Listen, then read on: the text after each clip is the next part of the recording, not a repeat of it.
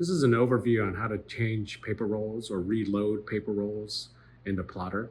You have permission to load rolls when they run out. So if you notice on the print screen that a roll of paper has run out, feel free to load it up rather than wait for someone from IT or a lab attendant to come do it, because since many of our printers are 24-hour access, you may be waiting a long time before someone will be able to change a roll. So feel free to change it if you notice it.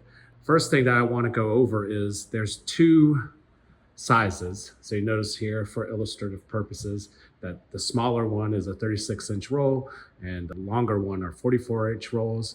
There should be rolls of plotter paper around all of the plotters. If you notice that you've run out, feel free to send an email to design_help@ncsu.edu or go by the checkout office if it's open at that time. And then we always have some extra rolls of plotter paper. Also, while I'm back here, since we're talking about 36 and 44, that top one you notice is shorter. You can't really see the second roll at the bottom, but take note that the top one, roll 1, is the 36-inch roll, and the bottom one is roll 2, the 44-inch roll.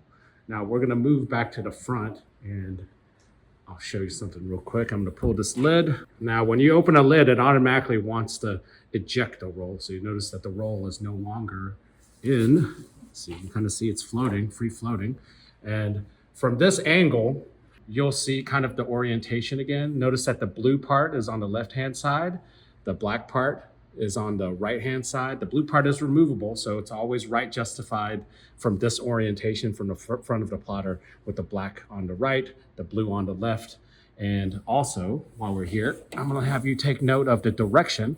So you notice you can kind of see a little bit that there's a little icon here, a little pictogram or whatever, of the direction. So you notice it kind of goes over. The way I always try to tell people when I'm training people on changing rolls is it's like toilet paper, the right way to do toilet paper. So from this orientation, it's over. All right, so I'm gonna go close this real quick and show you roll 2. So with roll 2, same thing, it wants to eject itself.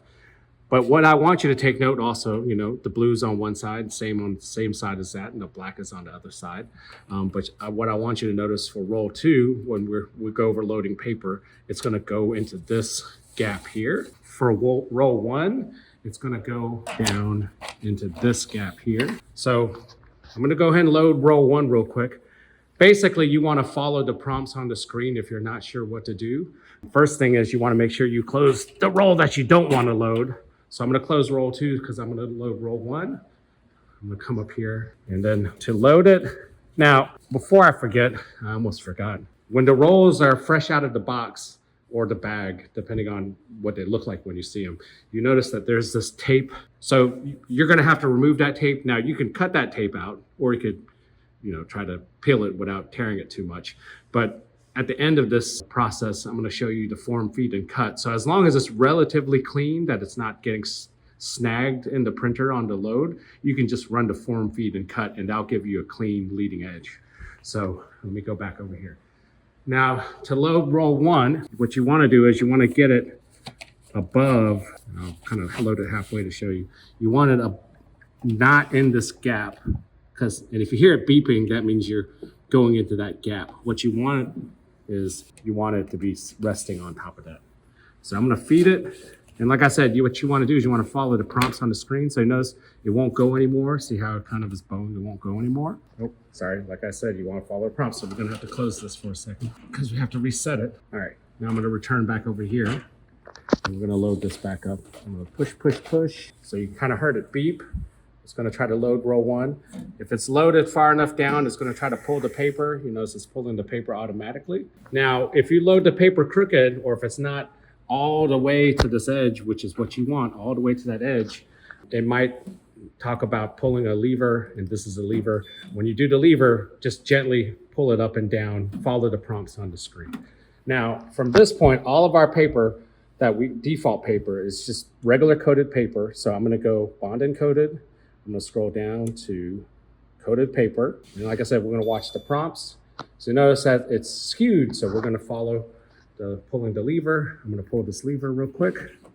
Notice it's checking the skew. Now it's gonna ask you to lower the lever. So what we're going to do is we're going to lower this lever. We're going to watch the prompts, and then we'll wait a little bit. And let's see. All right. So if it gets to this point where it says close roll 1, that means you're done. So we're going to close this. But like I said, I'm going to show you the form, feed, and cut. So let's say that leading edge is ragged and you want to make sure it's clean for your next print, or you left some tape on it. What you do is you want to go under this wrench, and then you want to scroll down until you see paper. Then you want to scroll down until you see form, feed, and cut. I want to do that. Now, if there's multiple paper loaded, which right now, since we ejected roll 1, it's going to ask you which one do you want to do. You want to do roll 1, roll 2. So what we're going to do is, and notice it cut the paper. I'm going to put that away for right now. Now, we're going to load roll 2 real quick. So remember roll 2. And you also notice when we're loading a roll, it did not pull out roll 1 all the way. It just moved it out of the way to allow you to load roll 2. So with roll 2, what we're going to do is we're going to try to get it above this plastic piece. So I'm going to, same thing, I'm going to push until it feels like it won't go anymore. You notice that you hear it beep. We're going to go back to the front and follow the prompts. We're going to wait. Let's give it a moment. And you can kind of hear the printer moving a little bit. I mean, you can't really see it because it's roll 2. We're going to do the same thing. Like I said, it's coated paper, touch screen. We're going to go there. We're going to go to coated paper. Notice it says askew.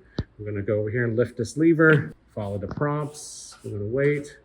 Come back over here. Notice right now it says lower lever to recheck skew. So that's what we're going to do. Like I said, gently put it back down. We're going to watch. Give it a moment. All right. So like I said, close roll 2. So that means you're done. We're going to go ahead and close roll 2 real quick. I'm going to come back here, close roll 2. And just like with the lever, with the roll covers, you want to be careful. Don't slam them. Don't let them drop because they can break. And once they're broken, the plotter, you won't be able to load any rolls because it thinks it's open. So we're going to do the form, feed, and cut it again. I'm going to go back, but this time I'm going to go all the way back to this screen. So this is a screen where you might be at when you first walk up to the printer. You want to hit the paper. You want to hit the wrench. We want to go down to paper. You want to go down to form, feed, and cut. So you notice that since both rolls are loaded now, it's prompting you. We're going to do roll 2. You kind of hear it. You kind of see how it pulls it out. I'm going to pull back because you might not have saw it for roll 1. And once it's back to the screen, we'll wait a second, and then we'll go back to home, and then we're done. Okay, thank you.